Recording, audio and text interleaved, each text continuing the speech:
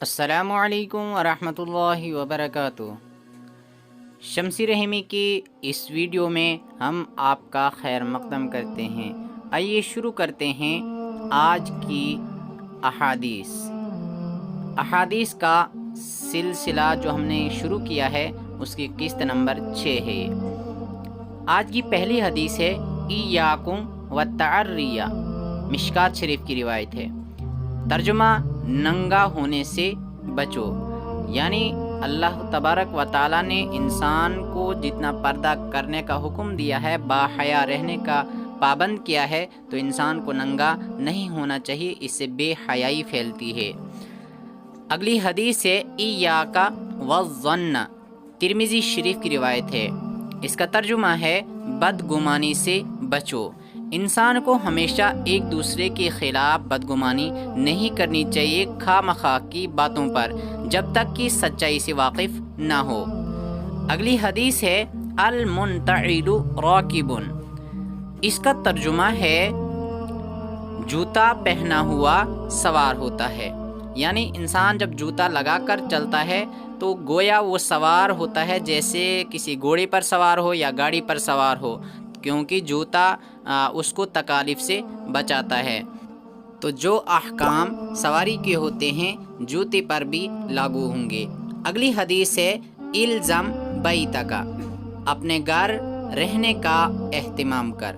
انسان کو اکثر اپنے گھر میں رہنا چاہیے، بجائے ادھر ادھر گھومنے کے یا لوگوں کو تنگ کرنے کے۔ اگلی حدیث ہے الایمان یمان متفق علیہ، اس کا مطلب ہوتا ہے بخاری اور مسلم دونوں میں آئی ہے۔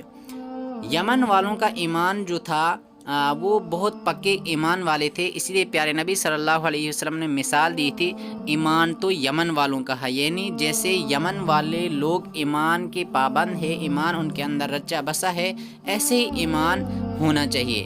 اگلی حدیث ہے ارفع ازارک، اپنا ازار ٹخنے سے اوپر رکھو۔ یہ حدیث مردوں کے لیے ہے کہ اپنا پاجامہ جو ہوتا ہے وہ ٹخنوں سے اوپر رکھنا چاہیے، کیونکہ پیارے نبی صلی اللہ علیہ وسلم نے ایک اور حدیث میں فرمایا کہ ٹخنوں کا جو حصہ پاجامے کے نیچے رہے گا وہ جہنم میں جائے گا۔ اگلی حدیث ہے لا تسبن احدا، اس کا ترجمہ ہے کسی کو گالی ہرگز مت دو۔ انسان کو ہمیشہ زبان سنبھال کے بات کرنی چاہیے، کسی کو گالی دینا کسی بھی صورت میں اچھا کام نہیں ہے، اور پیارے نبی صلی اللہ علیہ وسلم نے فرمایا کہ جو دوسروں کو گالی دیتا ہے وہ گالی اس کو خود لگتی ہے۔ اگلی حدیث ہے لا تأتوا ببہتان، بخاری شریف کی روایت ہے۔ اس کا ترجمہ ہے بہتان مت باندھو، یعنی خواہ مخواہ انسان کسی پر الزام نہیں لگا سکتا ہے۔ انسان کو چاہیے کہ جو دوسروں پر الزام تراشیاں اور خواہ مخواہ کے بہتان لگاتے ہیں، ایسی چیزوں سے باز رہے۔